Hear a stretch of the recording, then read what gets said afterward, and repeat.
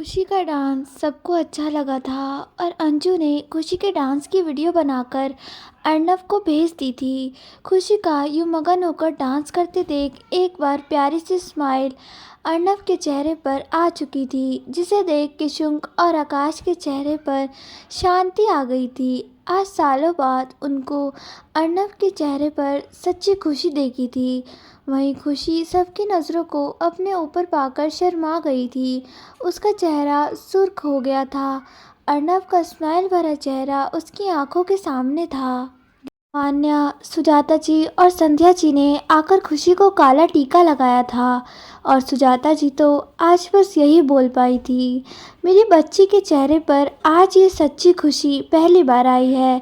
कान्हा, करे तेरी झोली ऐसी ही खुशियों से भरी रहे। वहीं अर्नव का मन हो रहा था कि काश वो खुशी के पास जा पाता, उसको देख पाता। शायद अर्नव के मन की बात किशुंक समझ गया था। वो अर्नव के पास आया था और बोला था, क्या इरादे हैं हमारे दूल्हे के? अर्नव को कुछ नहीं बोलेगा। ये बात किशुंक और आकाश जानते थे। उन दोनों ने आपस में कुछ इशारा किया था और आकाश वहाँ से चला गया था।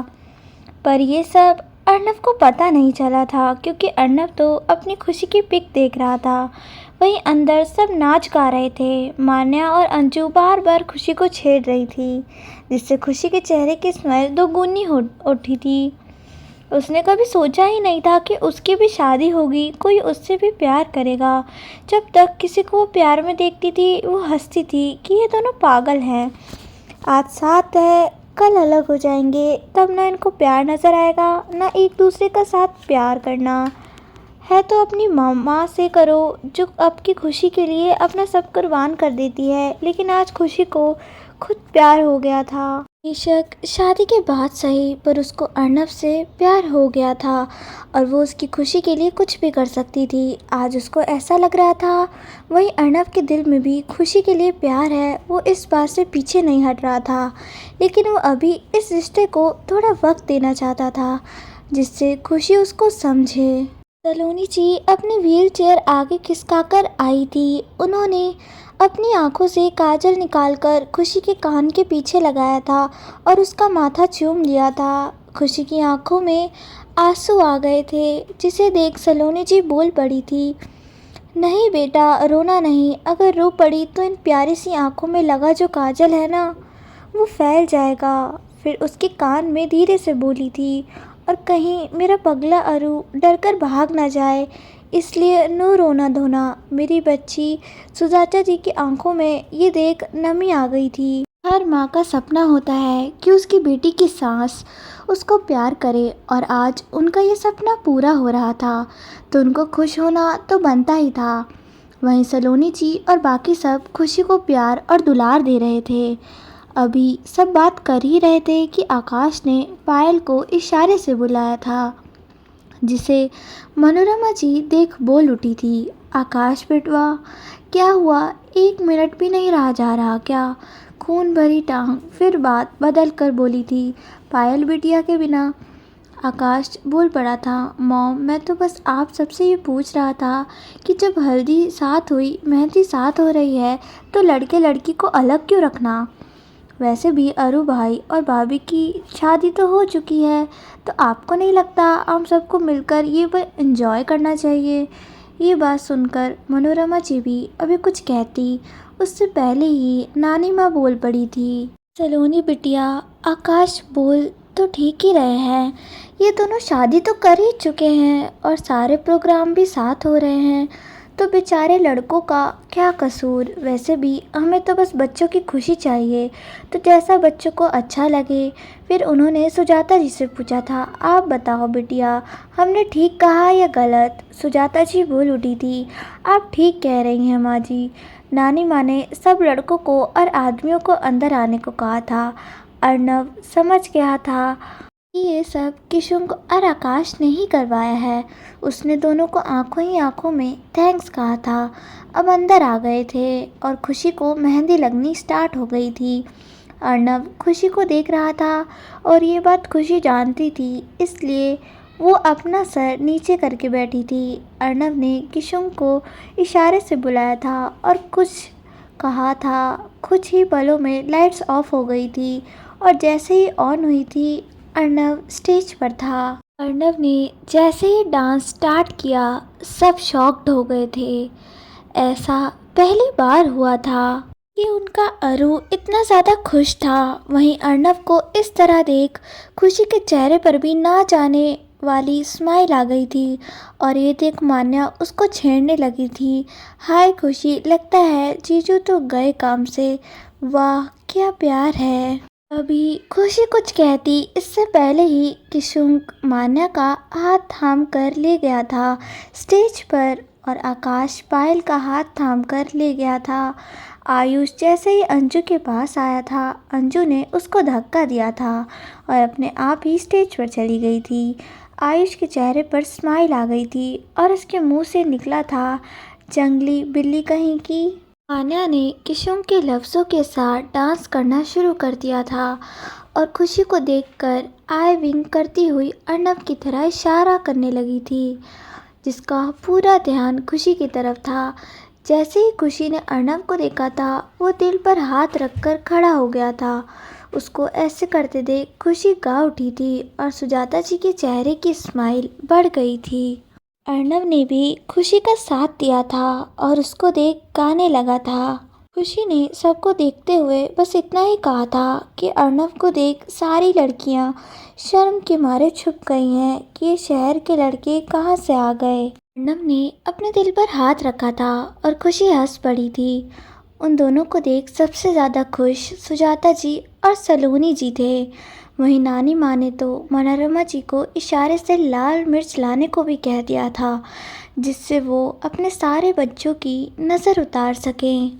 मेहंदी लग चुकी थी। अर्नव खुशी के साथ डांस करना चाहता था पर मेहंदी अभी सूखी नहीं थी। तभी किशुंक और आकाश खुशी को गोद में ले आए थे, जिससे वो अर्नव के दिल की मुराद पूरी कर सके। खुशी अर्नव के पास सिमट कर खड़ी हो गई थी और शायद यही काफ़ी था अर्नव के दिल की धड़कन बढ़ाने के लिए। सबका डांस हो चुका था और मेहंदी भी लग गई थी। मेहंदी लगने के बाद सब लड़के दूसरी तरफ चले गए थे और रात भी काफ़ी हो गई थी। खुशी को अब भूख लग रही थी।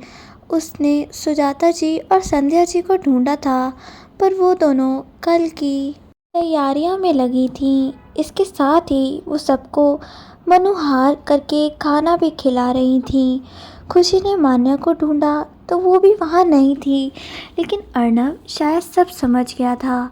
वैसे भी उसके हाथ की मेहंदी तो सूख ही चुकी थी। उसने आकाश को बुलाया था और उससे एक प्लेट लगाने को कहा था।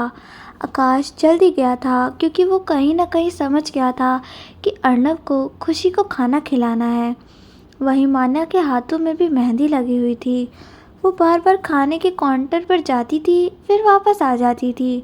ये बात किशुंक देख चुका था। वो आगे गया था और मान्या से बोला था, क्या हुआ, भूख लगी है तो बोलती ना। मान्या हंस कर बोल पड़ी थी, मुझे लगा तुम बिजी ना हो, पर अब जब आ गए हो तो अपना फ़र्ज़ पूरा करो, खाना खिलाओ, फिर मेरी मेहंदी में अपना नाम ढूंढना। वहीं आकाश थाली लगाकर अर्नव के पास आ गया था और उसको बोल दिया था, भाई आप जाकर भाभी को खाना खिलाओ, मैं हूँ यहाँ। अर्नव ने बस हाँ में सर हिलाया था और जाकर खुशी के पास बैठ गया था। खुशी अर्नव के हाथ में खाना देख समझ गई थी और अपने आप से बोल पड़ी थी, ये कितने दुष्ट है ना, मैं यहाँ भूखी हूँ और ये खुद खाना खा रहे हैं। अर्नव जैसे उसके मन ही मन बात जान गया था। वो हंसते हुए बस इतना ही बोला था, बीवी आपको नहीं लगता कि आप बहुत जल्दी डिसीज़न ले लेती हो? बाय द वे, मैं ये खाना आपके लिए लाया हूँ क्योंकि मैं जानता हूँ आपको भूख लगी है। ये सुन खुशी के चेहरे पर बस स्माइल आ गई थी। वहीं दो लोगों के चेहरे पर भी स्माइल थी और वो थी सलोनी जी और सुजाता जी। तभी सुजाता जी का फ़ोन बजा था और जैसे ही उन्होंने फ़ोन उठाया था कोई बोला था, आज खुश हो रही है, हो जा, बहुत जल्द रोएगी। सुजाता जी आवाज़ सुनकर घबरा गई थी और बोली थी, कौन हो तुम? सुजाता जी की आवाज़ किशुंक के कानों में पड़ गई थी क्योंकि सुजाता जी बिल्कुल कोने में आकर फ़ोन पर बात कर रही थी और उसी वक्त किशुंग वहाँ से अंदर की तरफ जा रहा था। जैसे ही उसके कानों में सुजाता जी की आवाज़ गई थी तो वो उनको घबराया देख उनके पास भाग कर आया था। माँ, क्या हुआ? आप घबरा क्यों रही हैं? कौन है फ़ोन पर? सुजाता जी की तबीयत सी खराब हो रही थी और आंखों से आंसू लगातार गिरने लगे थे। ये देख किशुंग घबरा गया था। उसने उनके हाथ से फ़ोन छीनकर अपने कान पर लगाकर हेलो बोला ही था कि फ़ोन कट गया था। किशुंग ने एक बार फिर फ़ोन को देखा था। वो अपने आप से बोला था, कोई तो ऐसा था जिससे माँ से कुछ कहा है, जिसने वो घबरा गई हैं। इस बार मैं माँ से बाद में पूछूंगा, पहले उनको अंदर ले जाता हूँ। अगर अरु और खुशी भाभी ने उनको ऐसे देख लिया तो सब कुछ स्पॉइल हो जाएगा। इन सबसे पहले माँ की सेहत ज़रूरी है, कहीं उनको पैनिक अटैक ना आ जाए। हे भगवान, क्या करूँ? अगर मैं अरु को बताता हूँ तो सब कुछ बर्बाद हो जाएगा और अगर नहीं बताता हूँ तो अरु गुस्सा करेगा। किशुंक ने एक बार फिर सुजाता जी को देखा था और उनका हाथ थामकर अंदर की तरफ बढ़ गया था। माँ, आप यहाँ बैठे, मैं अरु को बुलाता हूँ। ये बोल किशुंक जाने ही लगा था कि सुजाता जी बोल उठी थी, नहीं आप, अर्नब बेटा को मत बुलाओ। आज मेरी खुशी का और अर्नब बेटे का दिन है। मैं नहीं चाहती कि कुछ गलत हो। बहुत मुश्किलें से उनकी ज़िंदगी में खुशी के कुछ पल आए हैं। लेकिन माँ, आपकी तबीयत अगर मैंने अरू को नहीं बताया तो वो मेरी बैंड बजा देगा, मारेगा और लड़ेगा भी। इसके साथ ही खुशी भाभी भी डांटेंगी। माँ, आप बुलाने दे अरू को, किशुंक ने एक बार फिर बोला था। लेकिन सुजाता जी ने उसको अपनी कसम दे दी थी। किशुंक बेटा, नहीं, अभी नहीं, बस थोड़ा सा वक्त है और फिर ये फंक्शन भी ख़त्म हो जाएगा। वहीं सुजाता जी को आसपास ना पाकर खुशी इधर उधर देखने लगी थी और उसके चेहरे पर बेचैनी आ गई थी। अर्नव उसकी बेचैनी को देख पा रहा था और बिना किसी की परवाह किए वो खुशी के पास आ ही रहा था कि उसको सलोनी जी ने बुला लिया था। वो भी शायद सुजाता जी को ही ढूंढ रही थी। अरे बेटे, सुजाता बहन जी पता नहीं कहाँ गई, हमें कल के संगीत के फंक्शन की बात करनी थी। अर्नव ने भी उनको ढूंढा तो वो दिखी नहीं। ये देख बस अर्नव इतना ही बोला था, मॉम आप अपनी बहू के पास बैठिए, मैं आता हूँ। अर्नव की बात से सलोनी जी के चेहरे पर स्माइल आ गई थी और वो बोली थी, खुशी बिटिया के लिए तेरी इतनी परवाह देख मुझे अच्छा लग रहा है अरू। तू जा, मैं हूँ मेरी बेटी के पास। अर्नव अंदर की तरफ चला गया था और जाते जाते वो एक बार खुशी के पास गया था। बीवी, माँ को ढूंढ रही हो ना, आप बेफिक्र रहो। मैं अभी उनको ढूंढ कर लाता हूँ। ये बोल अर्नव अंदर चला गया था। वहीं खुशी एक पल को चौंक गई थी क्योंकि अर्नव बिन बोले ही उसके दिल की बात समझ गया था। वहीं किशुंग डॉक्टर को फ़ोन करके उनकी दोबारा दी गई दवाई दे चुका था और अभी सुजाता जी के पास बैठकर उनके पैर दबा रहा था। लेकिन उसका ध्यान सुजाता जी के फ़ोन की तरफ था कि कौन हो सकता है जो माँ को धमकी दे रहा था। जो भी हो, ये सब ठीक नहीं है, मुझे अरू को बताना ही होगा। ये सोच वो अर्नव को फ़ोन लगा ही रहा था कि अर्नव वहीं आ गया था। किशुंग, क्या हुआ? माँ को सब ठीक है ना? अर्नव सुजाता जी यूँ सोते देख बोला था। किशुंग ने एक नज़र सुजाता जी को देखा था और बोला, अरू, मैं अंदर की तरफ जा रहा था तो माँ को किसी से फ़ोन पर बात करते देखा, लेकिन माँ रो रही थी। मैं उनके पास पहुँचा तो देखा उनकी तबीयत ख़राब हो रही है। मैंने फ़ोन भी लिया उनसे पर फ़ोन कट चुका था, तो मैं माँ को लेकर यहाँ आ गया और डॉक्टर से पूछकर उनको दवाई दी थी जिससे वो आराम से सो सके। अर्नव ये सुनकर गुस्से में आ गया था और बोला था, माँ का फ़ोन देख, किसका फ़ोन आया था? किशुंग ने जैसे ही फ़ोन देखा तो कुछ नहीं था, बस प्राइवेट नंबर लिखा आ रहा था। और यहाँ तो प्राइवेट नंबर लिखा है, अब क्या करे? अर्नव ने उसी वक्त विक्की को फ़ोन मिलाया था और पूछा था, वो अभिनव क्वात्रा कहाँ है? बॉस, वो मेरे सामने ही है। क्यों, क्या हुआ बॉस? सब ठीक है ना? अर्नव ने बस इतना ही कहा था। कुछ नहीं हुआ, बस उस पर ध्यान रखना, मैं फ़ोन रखता हूँ। अर्नव सोच में पड़ गया था। अब कौन आ गया है? अभिनव क्वात्रा तो विक्की के पास है, तब और कौन सा दुश्मन आ गया है? ये तो माँ ही बता सकती है। अर्नब बैठ गया था और किशुन को नीचे जाकर सब संभालने को कहा था। के साथ ही उसने खुशी को अभी कुछ न बताने को सोचा था। वहीं खुशी की हार्ट बीट तेज हो गई थी और वो नीचे बैठ नहीं पा रही थी। अपनी मम्मी के बिना ये बात सलोनी जी देख चुकी थी। खुशी, क्या हुआ बेटा, आपकी तबीयत ठीक है ना? खुशी को समझ नहीं आया था कि वो क्या बोले, तो बस इतना ही बोली थी, माँ हम ठीक हैं। वो तो हम बस मम्मी को ढूंढ रहे थे, पता नहीं कहाँ चली गई। वो मेरा ना दिल घबरा रहा था। खुशी ने बिना झिझके अपने दिल की बात सलोनी जी को बता दी थी। सलोनी जी के चेहरे पर स्माइल आ गई थी। उन्होंने खुशी का माथा चूमा था और बोली थी, अरु गया है तो चिंता मत करो। तब तक किशुन आ गया था और सलोनी जी को खुशी के साथ देख उसके चेहरे पर स्माइल आ गई थी। वो मान्या के पास गया था और उसको सुदाचा जी के पास जाने को कहा था। खुशी को कुछ अच्छा नहीं लग रहा था। उसने मान्या को घबराकर ऊपर जाते हुए देखा तो उसका दिल और बैठ गया था। उसने किशुन को आवाज़ लगाई थी, किशुन भाई क्या हुआ, सब ठीक है ना? मम्मी कहाँ है? आप कुछ छुपा रहे हो, हमें पता है कुछ हुआ है। किशुन ने एक नज़र सलोनी जी को देखा था तो उसको ही देख रही थी। वो उसका चेहरा देख समझ गई थी कि कुछ हुआ है। उन्होंने अब साफ साफ पूछा था, किशुन क्या हुआ है, अब बताओगे या हम आपको अपनी कसम दें? किशुन ने मजबूरी में उनको देखा था और बोला था, माँ प्लीज़ मैं बताता हूँ। हाँ, वो सुजाता माँ की तबीयत खराब हो गई थी तो मैंने डॉक्टर से पूछकर उनको दवाई दे दी है। अरु उनके पास है, उसने ही मुझे नीचे भेजा था मान्या को बुलाने के लिए। खुशी भाभी आप प्लीज़ परेशान ना हो। माँ ठीक है, और माँ आप खुशी भाभी का ध्यान रखें, मैं ये सब वाइंड अप करवाता हूँ। खुशी रो पड़ी थी, सलोनी जी के गले रखकर रो पड़ी थी। माँ हम क्या करें, मम्मी ठीक होंगी ना? सलोनी जी ने बड़े प्यार से खुशी के सर पर हाथ फेरा था। खुशी बिटिया, सुजाता बहन जी ठीक हैं, वो बस थोड़ा सा थक गई होंगी, आप बेफिक्र रहें, हम है ना, फिर अरु भी है ना। सुजाता बहन जी के साथ खुशी का बस नहीं चल रहा था। उसका मन तो इस वक्त ऐसा था कि वो ऊपर की तरफ जल्दी भाग जाए। तभी उसको अपने कमरे पर दो हाथों का एहसास हुआ था।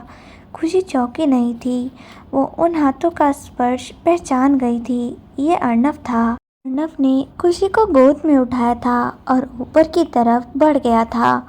ये देख सलोनी जी के फेस की स्माइल चौड़ी हो गई थी।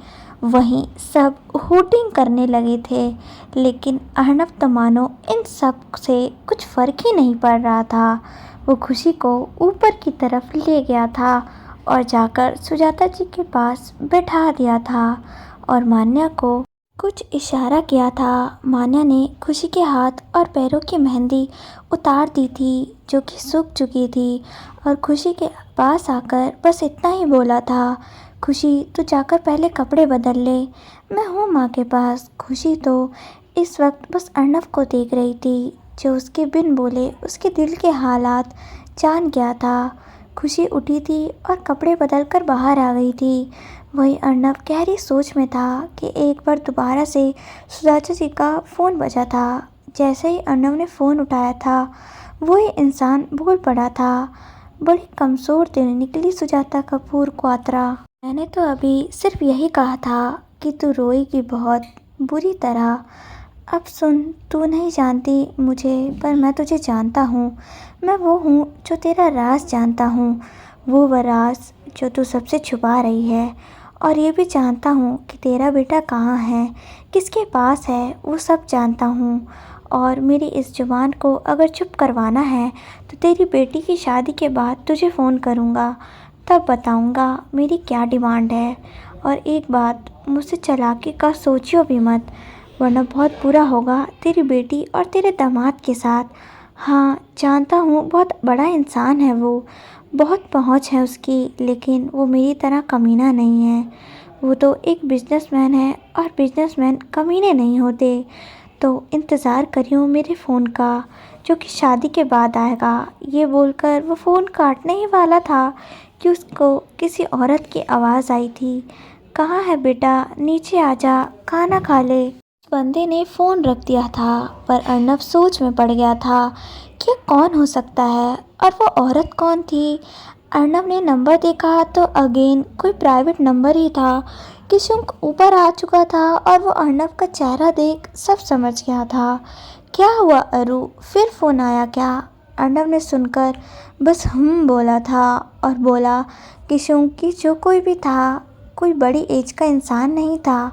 और सबसे बड़ी बात ये, जो भी है खुशी के भाई के बारे में बहुत कुछ जानता है। तू एक काम कर, यहाँ सबका ध्यान रख, मैं आकाश और पायल को बोलता हूँ, वो सबको घर लेकर जाएंगे। अर्नव ये बोलकर सुजाता जी का फ़ोन लेकर बाहर चला गया था और बाहर जाते ही उसने फ़ोन पर कुछ किया था और मन ही मन बोला था, अब तुझे सामने आना ही होगा मेरे, तू जो भी है तेरा सामना अब होगा रियल एएसआर से। Now wait and watch. Arnav Sujata ji का फ़ोन ले गया था बाहर और उसमें कुछ ऐसी सेटिंग की थी जिससे सुजाता जी के फ़ोन पर आए फ़ोन वो देख सके और जान सके कि कौन कौन उनको फ़ोन कर रहा है। कोई तो ऐसा इंसान है जो सब कुछ जानता था और जानकर सारी प्रॉब्लम क्रिएट कर रहा था। वहीं खुशी रोते रोते सो चुकी थी, सुजाता जी के सीने पर सर रखकर। ये देख किशुंक और मान्या की आंखें भर आई थी। वैसे भी माँ और बेटी का रिश्ता होता ही ऐसा है जिसमें दोनों ही एक दूसरे के मन की बात बिन बोले समझ जाती हैं। किशुंक ये सब देख वो पल याद करने लगा था जब उसकी मॉम जिंदा थी। वहीं सलोनी जी का मन भी बेचैन था। वो सच्चाई से भाग रही थी, जबकि जानती थी कि जब तक उनके अरु को सब पता नहीं चलेगा तब तक वो शांत नहीं बैठेगा। ये बात सलोनी जी की माँ अच्छी तरह देख और समझ पा रही थी। वो उनके पास आकर बैठी थी और बोली थी, मेरी बच्ची, मैं आज दोबारा तुझसे वही कहूँगी जो सालों पहले कही थी जब गौतम बिटवा गए थे हम सबको छोड़कर। ज़िंदगी कभी नहीं रुकती, उसका काम चलना है, वो चलती ही जाती है। आप आज छोटे को कुछ नहीं बताएंगी तो वो बाहर जाकर पता करेगा और फिर शुरू होगा एक युद्ध जो उसका अपनों के साथ ही होगा। ऐसे अपने जो सिर्फ कहने को अपने हैं, अगर उनका बस चले तो वो सीने पर ही वार कर दें। तो मैं यही कहूँगी कि आप छोटे को शादी के बाद वो सच बता दीजिए जिसको सोचकर वो बरसों से परेशान है। सलोनी जी ने एक लंबी सांस भरी थी और बस इतना ही बोली थी, हाँ माँ, आप शायद ठीक ही कहती हैं। अब वक्त आ गया है कि अरु सब सच जाने, खासकर उस इंसान का सच जिसके कारण किशुंक अनाथ हो गया और गौतम जी चले गए। सलोनी जी की आंखों में वो दिन याद करके नमी आ गई थी जिसे उनकी माँ ने पोंछ दिया था कि अभी इन आंसुओं को रोकना होगा। बस 2 दिन की बात है, उसके बाद मैं आपको नहीं रोकूंगी बिटिया, क्योंकि मैं भी चाहती हूँ कि गौतम, नरेन और सिमी बिटिया के कातिलों को सज़ा मिले। अब आप सो जाएं, छोटे अभी तक आए नहीं हैं, आप उन्हें फ़ोन करके पूछ लीजिए वहाँ सब ठीक है ना। जाता बिटिया, ठीक है, ये पूछ लीजिए फिर सो जाइए। आज का दिन बहुत स्पेशल है, आज हमारे छोटी की शादी का संगीत है। सलोनी जी ने अर्नव को फ़ोन करके आने का पूछा था तो वो बस इतना ही बोला था, मॉम आज नहीं आ पाऊँगा, यहाँ सबको ज़रूरत है, आप दवाई लेकर सो जाइए, मैं किशुंक को भेज देता हूँ घर और आप परेशान मत होना, माँ ठीक हो जाएंगी। सलोनी जी हंसकर बोल पड़ी थी, अरु हम जानते हैं वो ठीक हो जाएंगी। हम आज बहुत खुश हैं, सच बताऊं कभी नहीं सोचा था कि आप शादी करेंगे, पर अब देखिए परसों आपकी शादी है, वो भी एक नेक और साफ दिल वाली लड़की से। हम चाहते तो भी ऐसी लड़की आपके लिए नहीं ढूंढ पाते। बाकी आप सुजाता जी का ध्यान रखिए, हम फ़ोन रखते हैं। सलोनी जी ने ये बोलकर फ़ोन रख दिया था और सोने का प्रयास करने लगी थी। आज उनको गौतम जी की याद आ रही थी। उन्होंने अपने फ़ोन में से गौतम जी की फ़ोटो निकाली थी। गौतम जी, आज आपकी बहुत याद आ रही है, काश आज आप होते यहाँ। आपको पता है आपके अरु की शादी है। खुशी बिटिया बहुत अच्छी है, मुझे पूरा भरोसा है वो अरु को खुश रखेगी। सलोनी जी गौतम जी से बात करती करती सो गई थी। वहीं अर्नव की आंखों में नींद नहीं थी। वो बस यही सोच रहा था कि अभिनव क्वात्रा के अलावा अब कौन सा नया दुश्मन आ गया है जो सुजाता जी को बर्बाद करना चाहता है। इसी बात को सोचते सोचते अर्नब वहीं सोफे पर सो गया था, अगली सुबह के इंतज़ार में कि शायद कुछ पता लग पाए। वैसे भी आज संगीत का प्रोग्राम था, ज़्यादा लोग नहीं थे, फिर भी अर्नब कोई कमी नहीं छोड़ना चाहता था। यही सोच वो सुबह सुबह जल्दी उठ गया था और सबसे पहले उसकी नज़र खुशी पर पड़ी थी, जो सोते हुए बहुत ही क्यूट लग रही थी। मन कर रहा था कि वो उसको देखते रहे। अर्नब उठा था और खुशी के माथों को चूमकर बोला था, गुड मॉर्निंग बीवी, उठ जाइए, मैं घर जा रहा हूँ।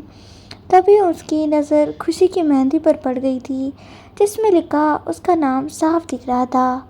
खुशी की मेहंदी देखकर अर्नब के चेहरे पर एक बड़ी वाली स्माइल आ गई थी। वो उसके कान में बोला था, बीवी, आपकी मेहंदी तो बहुत ही काली रची है। शायद अब आपको एहसास हो कि मैं आपसे कितना प्यार करता हूँ। अर्नब ने एक बार फिर खुशी के हाथों को चूमा था और बाहर चला गया था, जहाँ सुजाता जी सोच में बैठी हुई थी। अर्नब उनको यूँ सोच में बैठा देख उनके पास आ गया था और बोला था, माँ, किस सोच में हैं आप? सुजाता जी कुछ नहीं बोली थी, वो बस कान्हा जी के मंदिर की तरफ देख रही थी। अर्नब जैसे सब समझ गया था।